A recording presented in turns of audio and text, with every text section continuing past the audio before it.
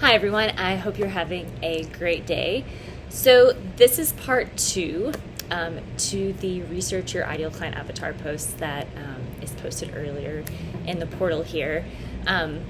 So how do you research your ideal client avatar? I gave you kind of two quick tips to speak to clients that you've worked with in the past, clients that you love working with, or to start with yourself, because often in the wellness industry, we get into this because we want to fix a problem, and then that's the demographic of clients that we often work with.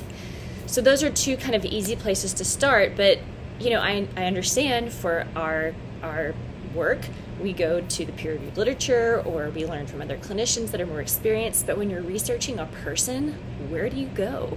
And how do you think about that? So here's what I do, and I've learned this from other fantastic marketers and copywriters. The first thing is to start to kind of think like them a little bit.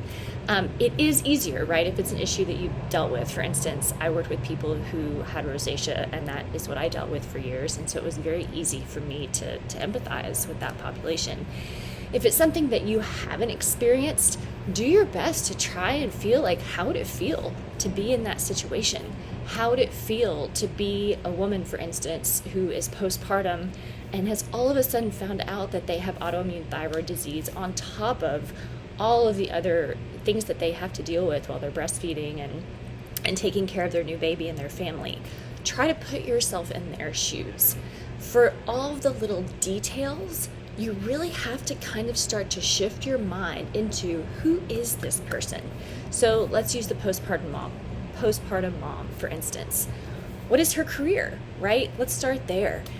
Is she somebody who's corporate? Is she somebody that works for herself?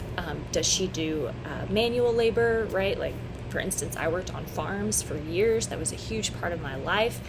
Like, where does she hang out in her life? Does she go and get a coffee in the morning before she goes to work? After work, does she go to the gym?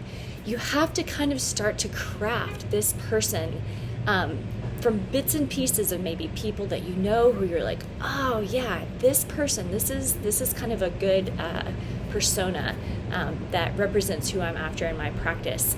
I'm gonna draw a little detail from that person, or I'm gonna draw a little detail from this person. But this is the most important part, right? This isn't set in stone. So you put out your message based on the avatar work that you've done, and you do your due diligence, how we're talking about. You start to see clients, right? This postpartum woman comes in, you start working with this population, and you learn about that population and the demographic that likes working with you and that you like working with, and then you go back and you change your avatar and you refine your marketing. So it's always this process of okay, what podcasts might this person listen to? Put that into your marketing. You have a demographic that comes in, you learn more, you go back and you change that, right? Like, maybe you think they shop at Wegmans and they actually shop at Safeway, right? So there are small little details like that, and they sometimes will even translate into your bigger message to that person. Like, maybe she says hey, it's not such a concern for me to get this diagnosis of hypothyroidism. It's that I just can't stand that my skin is so dry. And you hear that over and over, and so you craft your marketing message to what they're telling you. So it's always this back and forth.